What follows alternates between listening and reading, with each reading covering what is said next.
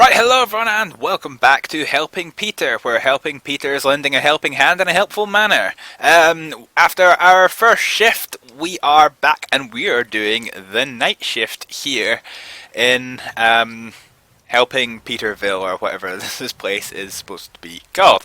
So, yes. One quick note, at the end of last video, we were dealing with a car crash and I couldn't figure out how to get a tow truck. I took another read through the manual and it turns out there's a couple of lines. Crap. Right, Peter, come here. We're going to get the full jacket for Peter, I think, so let's get changed in here. Yes, I found out that if you hold down the shift and control... shift or control key while pressing the police backup button. Oh no, we need to do this first. It will call a tow truck, so we know how to do that now. And otherwise, this was a great fun. On our way. This was a great fun mod, and the reason why it's a fun mod is it's not just oh shit, blue lights, come on. The reason why it's fun is it's not just, go here and treat patient and then wait and then put them on a stretcher. You actually have to think about how to treat people, and I find myself using quite a bit of my my first aid training just to get the job done, which is pretty cool. It actually makes me think, and I enjoy that. Right, so we have an unconscious person, still 2 minutes until the ambulance can get here. So I've got our medical bag down. Open the medical bag. Let's check this. Airways are free. Slow breathing. No major bleeds. Okay. No reaction. Normal pupil. GCS 3. So he's very unconscious. Blood pressure and pulse are all fine. Oxygen saturation is very low. That's fine. So we're gonna pop away and grab... we're going to grab our oxygen bag and we're going to go put that down next to the patient. Okay, here we go. So Peter's going to get back in there, open oxygen bag, and we're going to give oxygen. So now that that's done, let's check oxygen saturation. Oh, right, okay. So saturation is currently 96.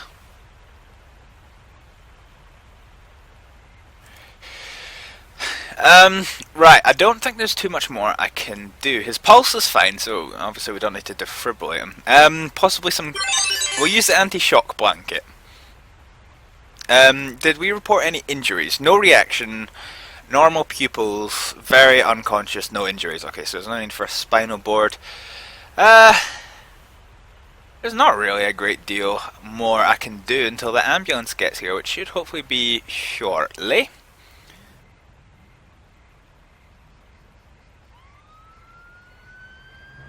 We can hear it.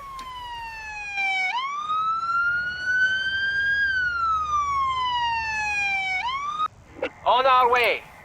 Right, okay, so these guys are here.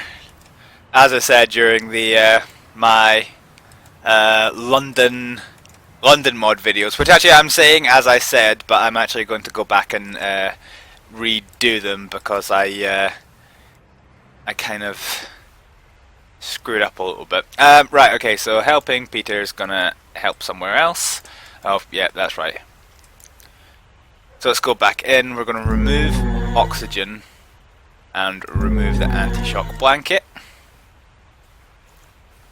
And now we're going to leave the patient, and we're going to get them picked up and taken to hospital. Yeah, so I don't know why I said that. But anyway, yes, like the Bieberfeld mod and the new version of the London mod, every mod should by law come with a... Why is there an old man shouting at a bunch of kids? Every mod by law should come with a parking script, because, oh, it's so good when it does. Right, okay, so we'll get this away. And as I say, the other good thing, Helping Peter is made by the same team that brought you the Copenhagen mod. Now, I've made 2 videos on the Copenhagen mod. And I only realised when I put the first version online, and at the time of recording this, the first video's online, the second one is not yet. It's been made, but I've not published it yet. And it was only when I was writing up the description for the first video did I realise that actually there is a version 1.1, which I've been trying to use so much, but honestly, it's starting to get to the point now where it's almost unusable. It's so much better. It's a lot more scripting heavy, and it plays a lot like the Bieberfeld mod, which, you know, as far as I'm concerned, is utterly fantastic. But I literally can't get any more than about 8 minutes of game time out of it before it crashes. And it's not even the case that you can.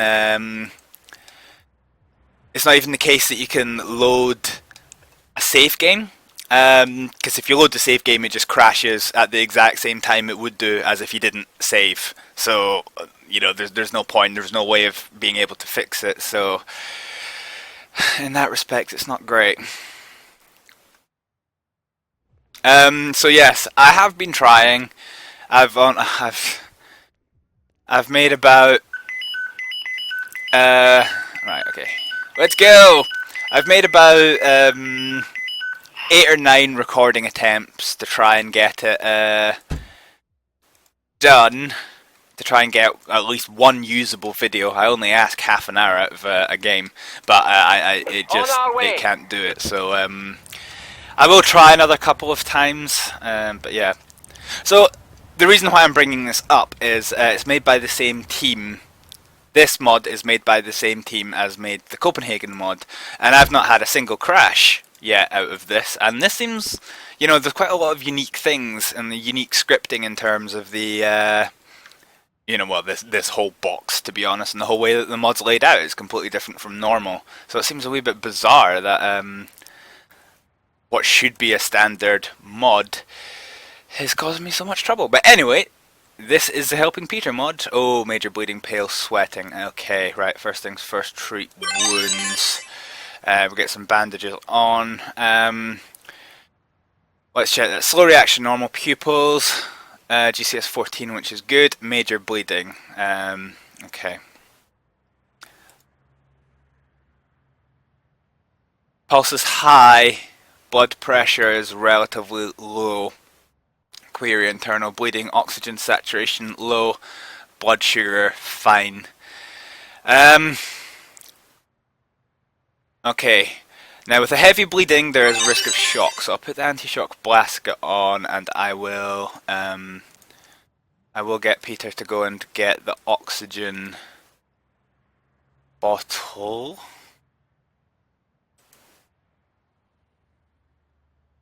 So this is, of course, a major injury that we've got here. So we're going to open up this and give oxygen via the Hudson mask. So her oxygen saturation hasn't increased.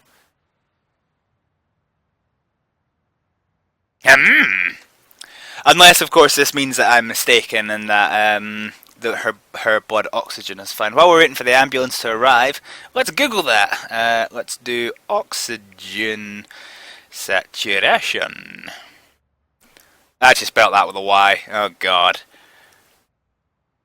Let's see.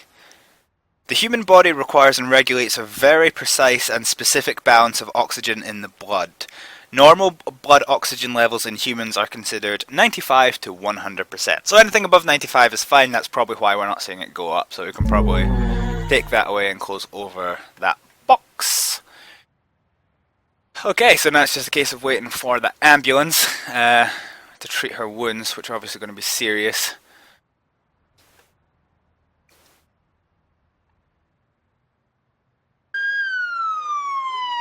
Ambulance is on the way.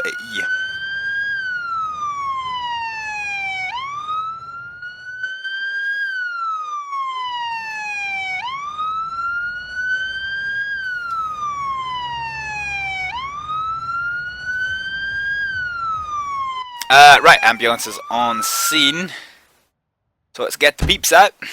You are going to grab yourself a stretcher and we're going to get you back in the ambulance. So let's click on the patient. We're going to take the anti-shock collar off, and we're going to get Peter to go elsewhere. Patient's recovered. They need to go to hospital absolutely immediately. So we're not going to dither around. We're going to get them going, and we will get our stuff tidied up. And we'll put ourselves as free.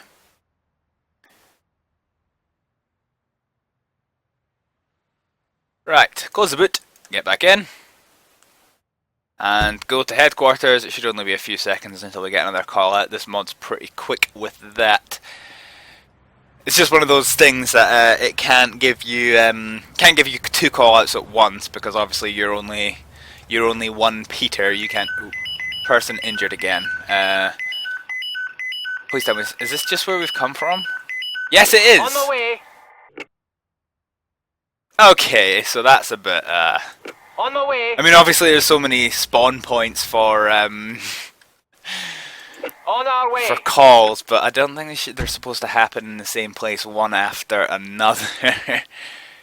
Right, boot open. Let's grab ourselves some emergency baggins. Right, let's go check. So, what do we got, Doc? Airway free. Fast breathing. Major bleeding, pale skin, and sweating. So basically exactly the same as before. Slow reaction, GCS 14. Again, this is major bleeding. Right, let's treat wounds. Blood pressure. Literally everything about this is, yeah, everything is utterly identical. So I'm just going to fast forward the daylights through this so that we get the ambulance here. I mean, there's no point in me doing anything else because, well, what's the point? It doesn't say where the bleeding is, so I don't know if there's any logic in doing any of this. Could put in patient is in recovery position, right? Okay, yeah, that's fine.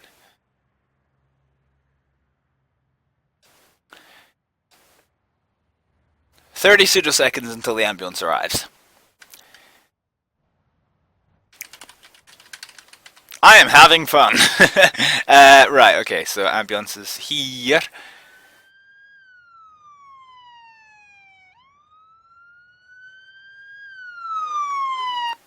Okay, right.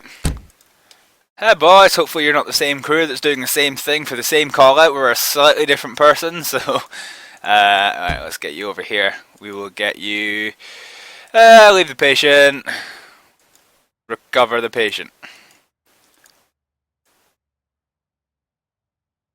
Right, okay.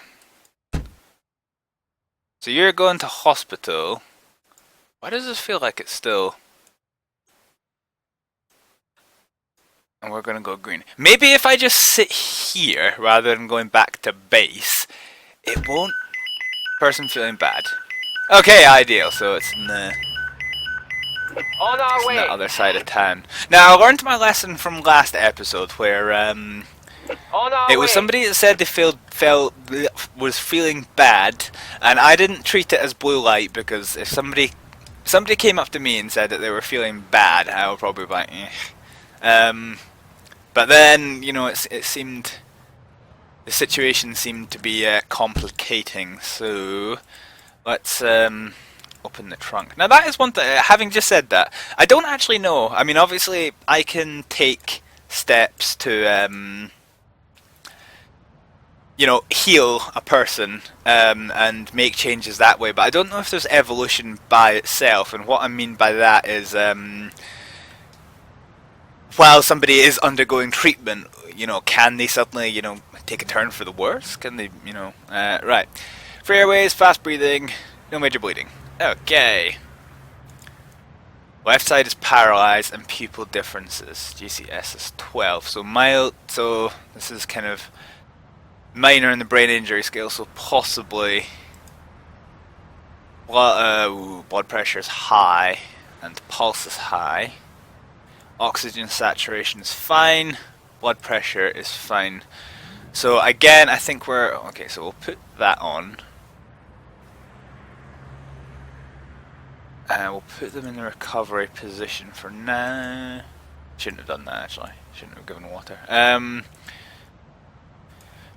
Left side paralysis and pupil differences. So yeah, this is the same as what happened last time. We're querying a stroke here.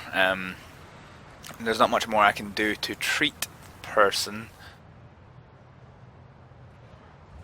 I'm just kind of curious actually. Let's I've not used this yet.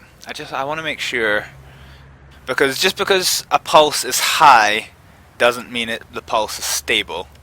So we've got down a defibrillator should we need it. We're going to open this and we're going to check her ECG. ECG shows normal sinus rhythm. Okay, so right, yeah, there's no need for that then. She's not having a heart attack. That's fine. That's fine. You would expect to see left arm pain. Yeah, ambulance is coming. Yeah, that's fine. We would expect to see left arm pain first if we had a heart attack, but not necessarily paralysis. So, yeah.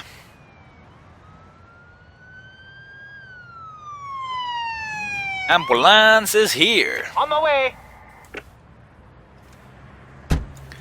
Right, you get a stretcher. If you happen to wonder why I'm getting both people out of the ambulance, it's because the screen where it normally shows you what people are inside the ambulance, so you can only get one out, is taken up by our onboard computer.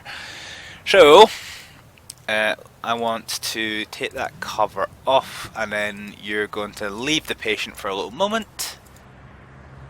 No. No, you need to pick up the person. Right, okay, there we go. So, potential stroke. You're gonna go to hospital. Yeah, so I'm forced to just get both of them out and then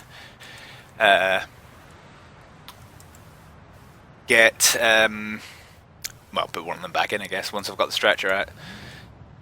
So we're gonna get our little defibrillator box back in our little wagon, and we're gonna...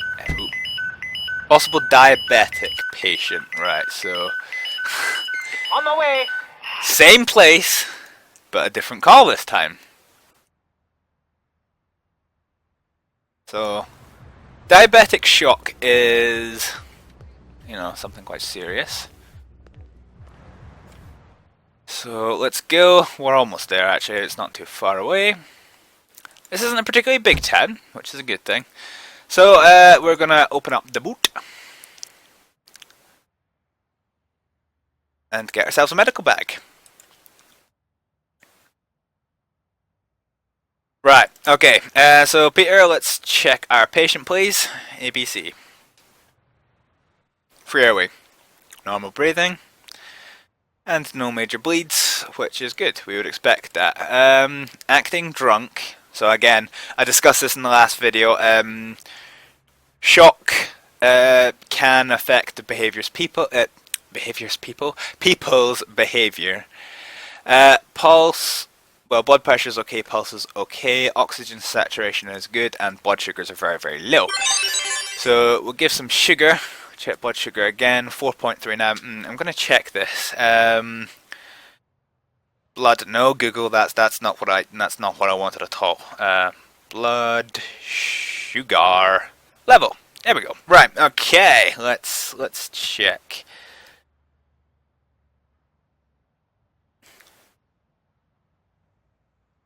What the feck? Okay. Let's check this. I have myself a graph, but it's not very helpful. Okay, so plasma glucose test. A normal person will be below 11.1. Anything above that's considered quite high. Low is below 6.1. So what did we say blood sugar was? 4.3. So we'll do this again. Let's check again. Blood sugar 4.3. So that's not changing. So I think that's literally going to be as good as it gets. So that's slightly different from what I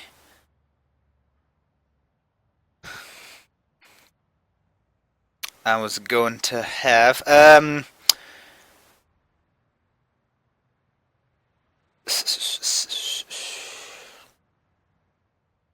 Ah, right, okay, right. So the graph was a bit misleading. So here we go. The graph I was looking at was for diagnosing diabetes as opposed to just a general blood sugar check.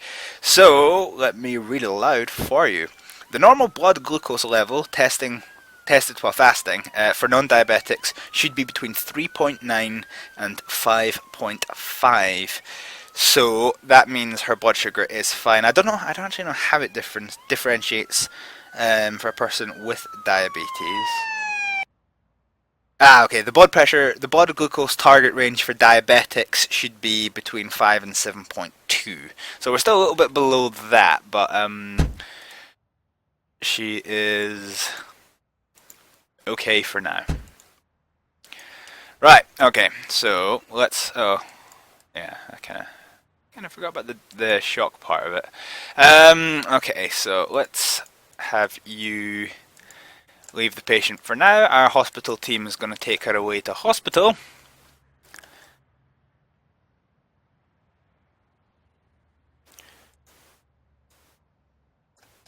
And we're going to mark ourselves as free.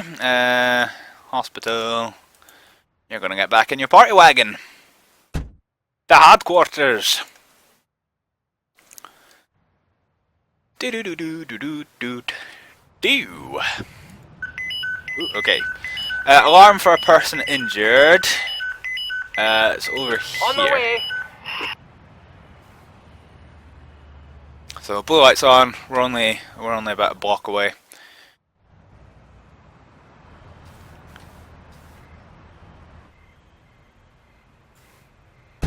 All right, Peter, work your magic. We don't know what the nature of the injuries are yet, so let's have a little diagnose. Medical bags down. Let's check our patient. I don't know what AVPU is, so free airways, fast, and we've got major bleeding. Okay, so that's fine. Well, that's not fine. Treat major bleeding for now. All wounds are treated. Slow reaction, normal pupils. GCS 14 and major bleeding. Blood pressure a wee tad low, but pulse is very high. Oxygen saturation is fine. Blood sugar is fine. We'll put the anti-shock blanket on.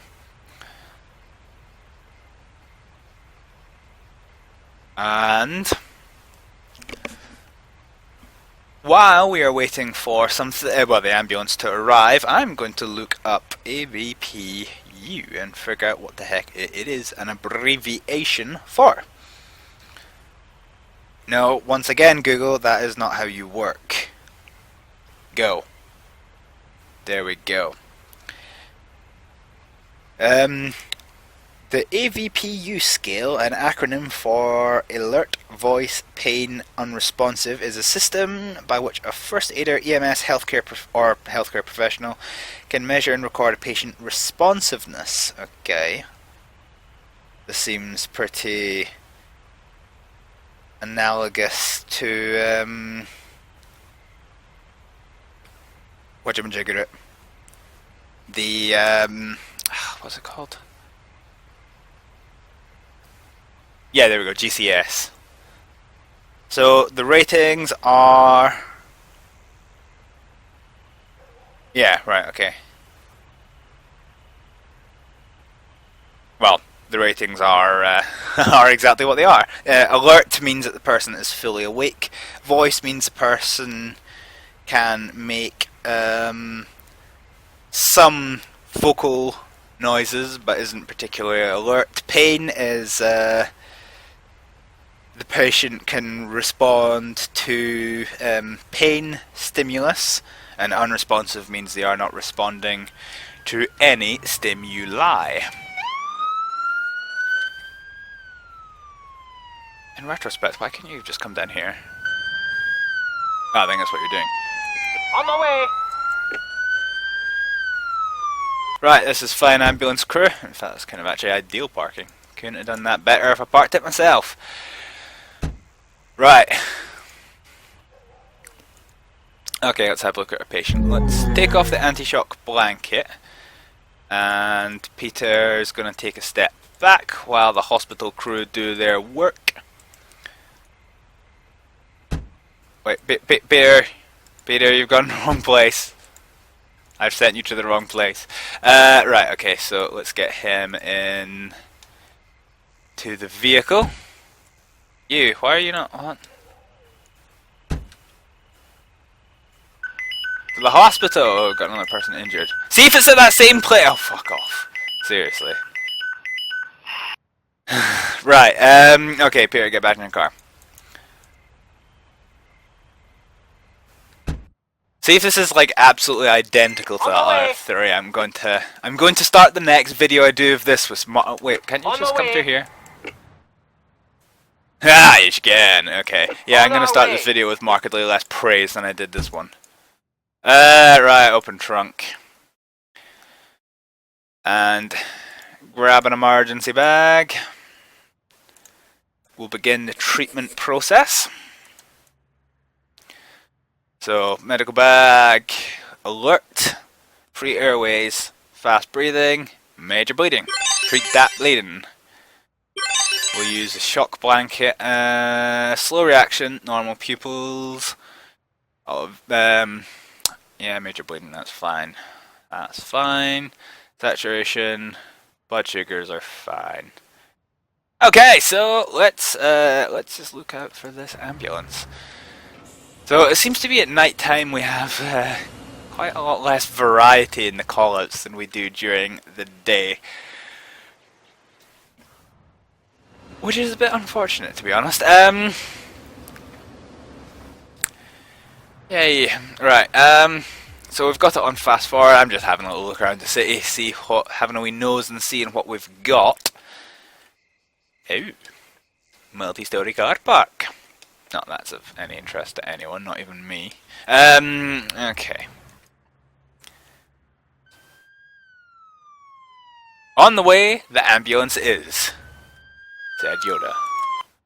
Right, whoops, get off. Right, okay, let's get out, and the usual drill. Okay, you, sir, shall take off our blanket and take a little hike away. Gonna lift up this, dig this, close this, get back in the car. You're gonna go to headquarters and you're gonna go to hospital in a hurry. So this time, in case it makes a difference, we are going to let Peter get back to base.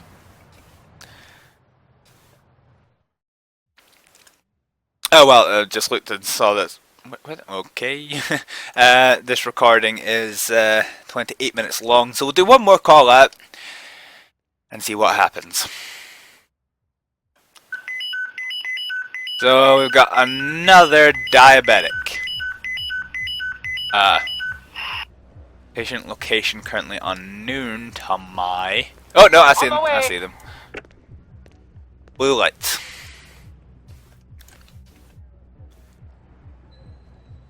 The stripper. I wonder if that's a casino. Ah, pick up a Peter's here. Okay, let's get out. Oh no, we need to open the trunk first. Okay, emergency bag. Let's go and treat our patient. Nope. Let's do this. Okay. They can make grunting. No major bleeds, free airways, normal breathing, that's fine in that regard. Acting drunk, normal pupils. Mostly alert. Blood pressure and pulse are fine. Oh, I'm tired. Blood oxygen saturation is fine, blood sugars are not fine. So, let's treat the shock by giving an anti-shock blanket and give some glucose. I like how it's dextro. I'm sure I've got a pack of dextro sitting around here somewhere.